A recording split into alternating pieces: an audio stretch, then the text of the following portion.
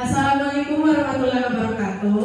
Waalaikumsalam warahmatullahi wabarakatuh. Hari ini kita akan melakukan pendahuluan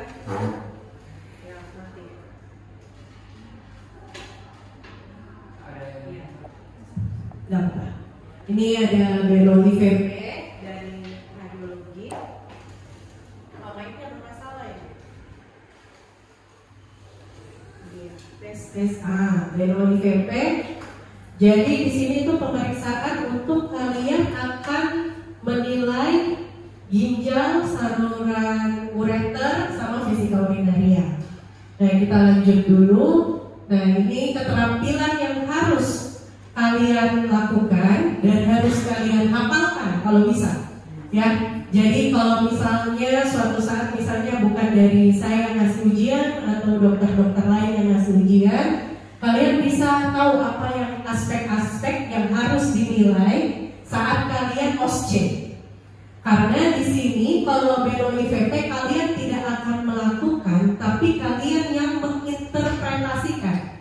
Jadi nanti ada foto saya kasih. Jadi nanti kalian lihat ini fotonya berapa menit, ini apa yang dinilai, seperti itu. Nanti kita lanjutkan dulu. Ini ada di buku panduan kalian masing-masing yang saya sudah kasih waktu itu.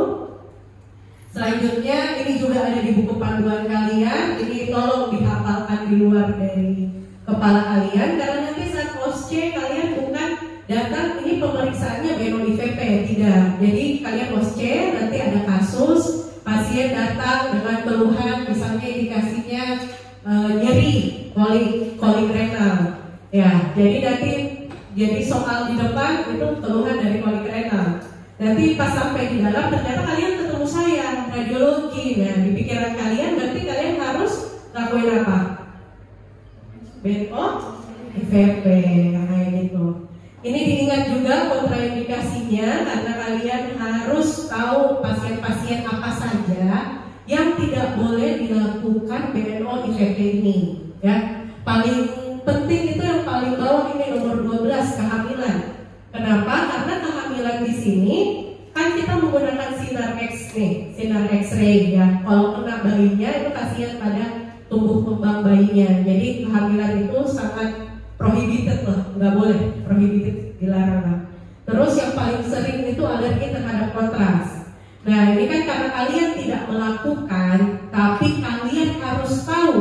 Takutnya nanti saat kalian koas, kalian disuruh melakukan sama dokter diknis kalian di radiologi di rumah sakit yang kalian profesikan di situ, ya, misalnya di Dunda atau di rumah sakit Siti Hadijah ya. Kalau di Siti Hadijah ketemunya saya lagi ya kan. Kalau di Bunda kan tidak ketemu saya ya kan. Nah, alergi kontras itu jangan coba-coba di biologi VP kan ya. Nanti tiba-tiba pasiennya sesak, bagaimana? Kalian yang panik ya. Terus ini ada persiapan pasien, ada tes alergi kontras, ada foto polos abdomen. Setelah itu kita ambil foto serial. Kita lanjut saja. Nah, ini caranya. Kita menggunakan kontras dimasukkan pada vena cubitis. Di daerah vena cubitis. Nah, ini kan dia langsung pakai siring ya. Siring langsung masuk, tapi kalau kita di Indonesia kita lebih suka menggunakan wind needle karena lebih enak untuk kita masukkan kontrasnya. Karena tekanan kontras itu agak keras kalau kita masukkan ya. Terus ini sebelumnya kita akan melakukan foto polos dulu. Sebelum yang terjadi yang lain-lainnya kita harus lakukan foto polos dulu. Nah, foto polosnya itu ekspertisenya seperti ini. Kalian harus tahu, kita mulai dari udaranya dulu. Udara lubuk ususnya bagaimana, tidak tampak gambaran dilatasi lubuk usus dan gambaran herringbone, jadi kalau tanda-tanda ileus. Terus tidak tampak udara bebas intraperitoneum. Terus ada psoas line dan preperitoneal fat line. Tulang-tulangnya bagaimana dan jaringan lunaknya bagaimana. Nah, ini kalian harus tahu, karena ini salah satu indikator ujian kalian ya di dalam pilih yang tadi yang saya sudah sebutkan. Nah, ini yang paling penting. Tadi pada menit pertama, menit ketiga, 5, 15, sama 30. Pokoknya sampai ini kontras sampai ke vesika urinaria. Nah, kontras itu akan diinjeksikan sebanyak 40 cc dengan menggunakan needle wing yang terpasang pada vena cubitis tangan kanan, mau tangan kiri yang senyaman kalian ringan saja, tapi kita biasa menggunakan tangan kanan. Nah, nanti pada menit ketiga atau menit pertama itu kontras itu sudah memasuki dari PCS. Ini sudah bagus sekali nih fungsi sekresi dan ekspresinya ini ginjal, karena dia sudah masuk ini sampai ke proximal ureter. Kalau fungsi sekresi dan ekspresinya nggak bagus, dia belum sampai sini. Jadi kita belum lihat ini gambaran ginjalnya ini, kita belum lihat. Ya, nah nanti pas 5 menit ke berikutnya, nah kita sudah melihat ini ada lebih turun lagi. Nah ini apa ini bulat-bulat. Jadi kita memang tekan di situ di daerah iliak, di situ kita tekan, biar kita bisa lihat itu ureternya lebih jelas. Jadi ini kayak kita zoom saja.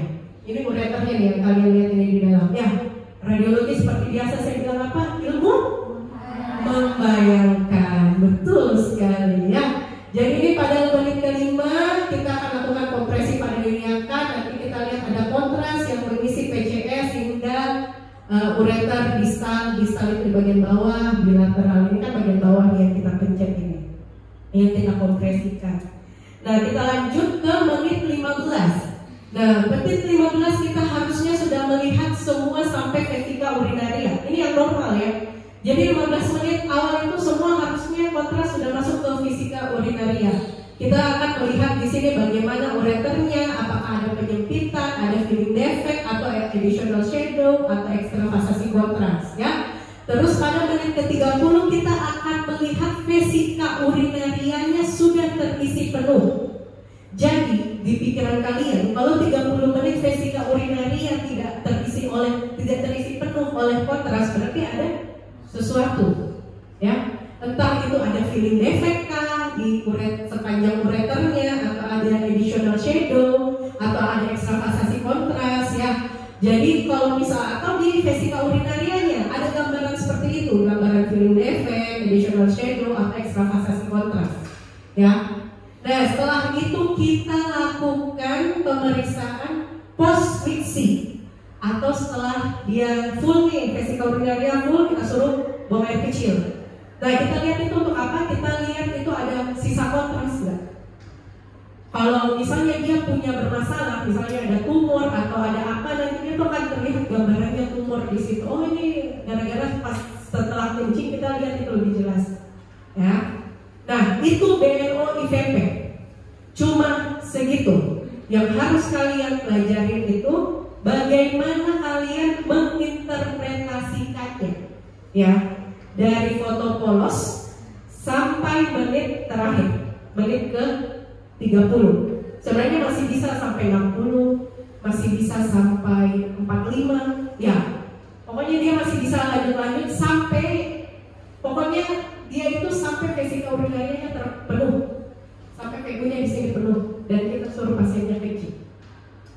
Nah itu dari BNO IVP. Mungkin ada yang mau bertanya sebelum kita lanjut praktek ya. Kita praktek 1 orang atau 2 orang untuk praktek dulu.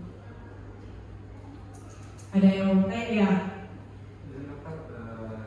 Nanya saya itu ada tadi disampaikan adanya additional shadow itu dok. Biasa kita lihat patchingnya itu biasa pada di mana dokter?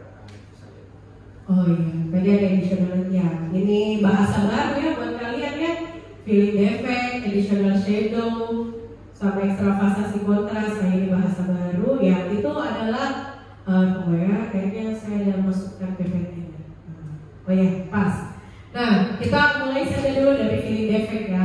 Kalau filling defect itu gambar radiolucent ya.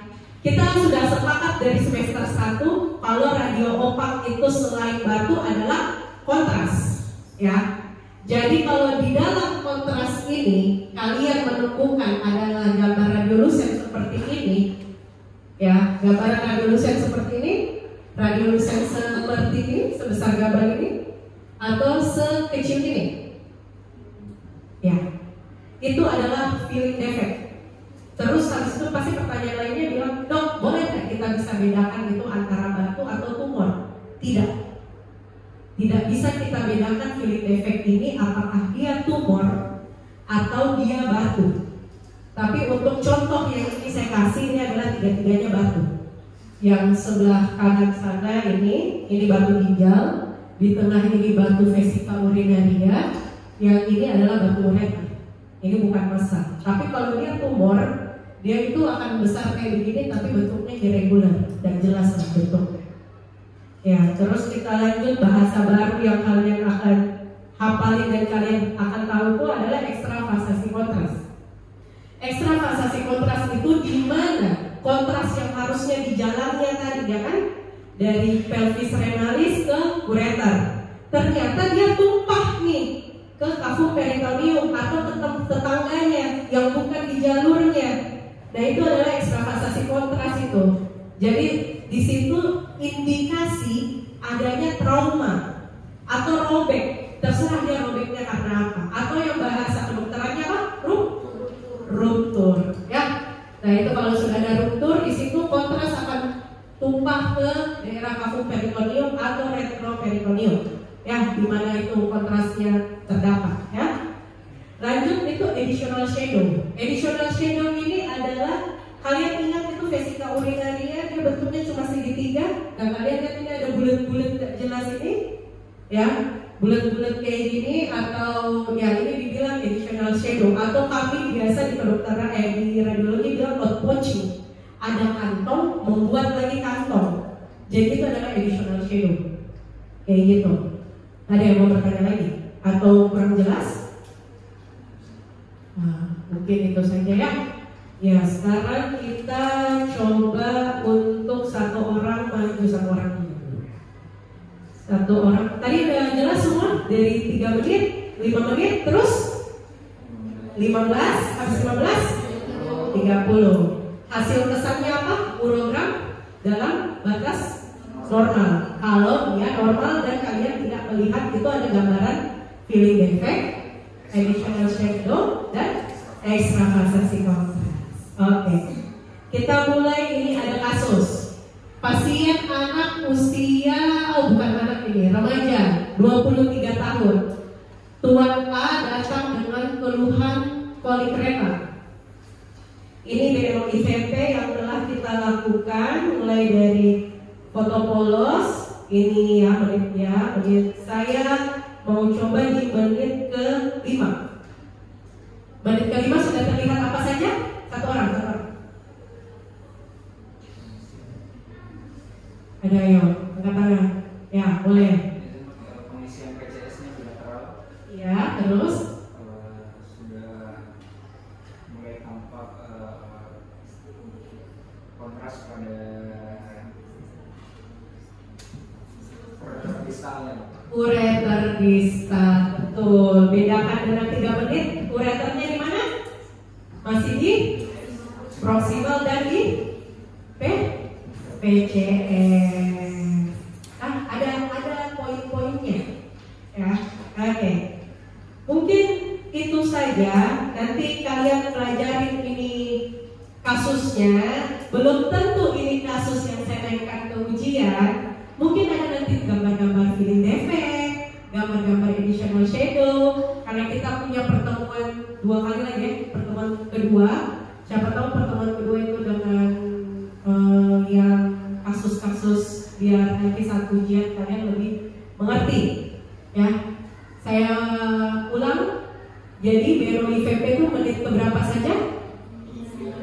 1, 3, 5, 10, 15, 30. Oke, 30 itu sudah terisi apa?